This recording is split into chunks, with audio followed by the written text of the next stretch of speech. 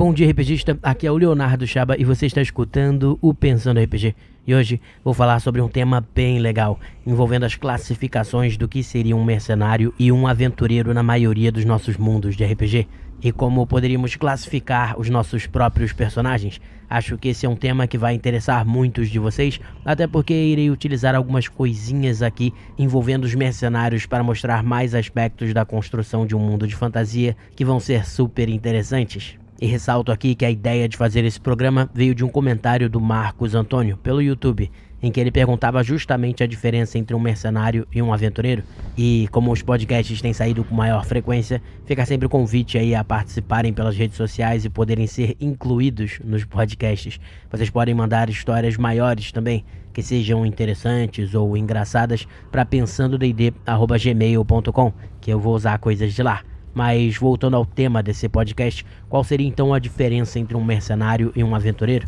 E como definir isso dentro dos nossos RPGs? Bem, aqui a resposta é razoavelmente simples. O mercenário vai ser aquele soldado, aquele ladino, aquele clérigo, enfim, seja lá qual for a ocupação da pessoa, que vai ser pago para executar uma função específica, como um trabalhador mesmo. Ou seja, apesar de muitos falarem de mercenários e já pensarem em assassinos ou até pessoas de índole ruim nos ambientes de fantasia, eles são apenas pessoas que aceitam esses contratos. Digamos que o seu grupo precisa de um ladino para lidar com armadilhas em uma masmorra. Você vai lá e combina com um mercenário ou uma guilda mercenária que esse ladino fará essa função no grupo e quanto ele irá receber.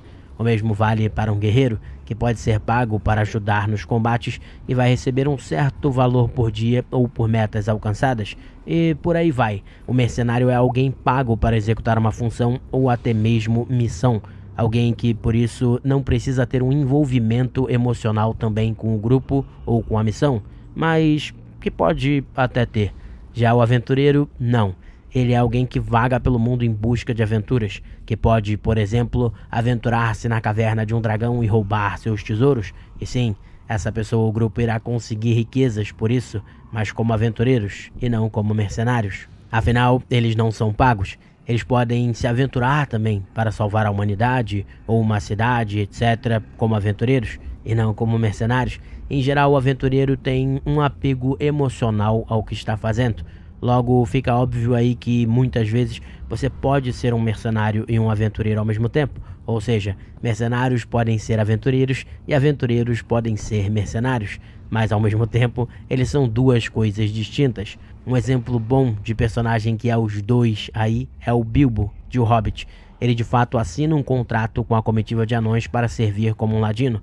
E lá é especificado bonitinho tudo a que ele tem direito e os riscos que corre ao aceitar a missão. Ou seja, ele é contratado como um mercenário. Ao mesmo tempo, como ele bem diz na cena clássica do filme, ele está saindo para uma aventura, está se aventurando pelo mundo, numa missão que é muito mais complexa do que ir na orla da floresta extinguir um grupo de kobolds salteadores, por exemplo, e que envolve também um apego emocional dele com os anões e com a missão. Algo que fica bem claro na cena final do primeiro filme, em que ele diz querer ajudar os anões a voltarem para sua verdadeira casa. Logo, naquela aventura, ele é um aventureiro e ao mesmo tempo um mercenário. E isso se opõe ao Frodo, por exemplo, que se aventura unicamente para primeiro levar o anel até Valfenda, que não tem lá um apego emocional muito forte, é mais para salvar a sua própria vida dos Nazgûl, o que mostra que o laço emocional nem sempre é necessário.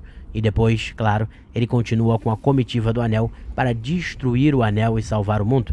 E aí passamos a ter um elemento emocional forte, mas não há pagamento e nem acordo comercial, o que faz de Frodo um aventureiro apenas, única e puramente um aventureiro. Já a dualidade que vimos em Bilbo ocorre muito em aventuras como as de D&D, em que o grupo aceita algumas missões em troca de dinheiro, etc. É bem comum. Logo, em alguns momentos, o seu grupo pode ser apenas um grupo de mercenários, podem ser mercenários e aventureiros, e podem ser somente aventureiros também. Agora, se pensarmos aqui na questão dos mercenários em específico, há coisas muito legais aí que nós podemos explorar. Afinal, imagine aqui que um grupo contrate alguns mercenários numa cidade para ajudar a matar um grande dragão, visando, claro, não só o couro, sangue e dentes da criatura, como também seu vasto tesouro. Eis que pode ficar uma dúvida, correto? E se o tesouro for maior do que o pensado? E se, do nada, mercenários começassem a atrair os seus contratantes? Quem sabe contratando outros mercenários para emboscar os heróis e ficar com todo o tesouro? Pois é, se pararmos para pensar dessa forma sobre a questão dos mercenários e tentarmos resolver esses problemas, muitas possibilidades começam a se abrir para nós de construção de mundo. Afinal, talvez haja então mercenários mais baratos e perigosos de se contratar, sem tanta segurança, digamos assim, enquanto há mercenários mais caros de se contratar, que são filiados a grandes guildas mercenárias, guildas que irão caçar e matar qualquer mercenário que quebre suas regras, garantindo assim que prestam serviços leais, sem traição aos seus contratantes. Quem sabe não se vá até mais longe. Quem sabe tais grandes guildas tenham até contratos mágicos que garantem magicamente, com algumas cláusulas também mágicas, que nem quem contrata o mercenário e nem o próprio mercenário possam um trair o outro. E vejam como isso vai abrindo muitas e muitas possibilidades de construção de mundo e até de tramas, como alguém que descobriu como quebrar os selos dos contratos, por exemplo, ou alguém que precisa se livrar de um urgentemente, etc. Vejam como, só de se pensar um pouquinho mais sobre as consequências da existência desses mercenários em mundos mágicos, já somos forçados a tecer outras relações mais complexas e sociais que vão dando vida ao nosso mundo. Pois é, acho isso muito interessante e creio que pode mostrar para vocês mais praticamente como a gente deve ir tecendo os nossos mundos de fantasia, o famoso world building ou construção de mundo. Pensem sobre essas coisas e verão como possibilidades muito maneiras vão aparecer. E é isso, espero que tenham gostado do podcast e até o nosso próximo episódio. Grande abraço, pessoal!